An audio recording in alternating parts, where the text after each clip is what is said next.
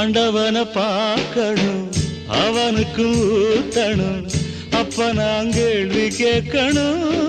சர்வேசா தலையெழுத்தெந்த மொழியடா, ஓ தப்பிச் செல்ல என்ன வழியடா. ஆண்டவனை பார்க்கணும், அவனுக்கும் ஊத்தணும், அப்ப நான் கேள்வி கேட்கணும். சர்வேசா தலையெழுத்தெந்த மொழியடா, ஓ தப்பிச் செல்ல என்ன வழியடா.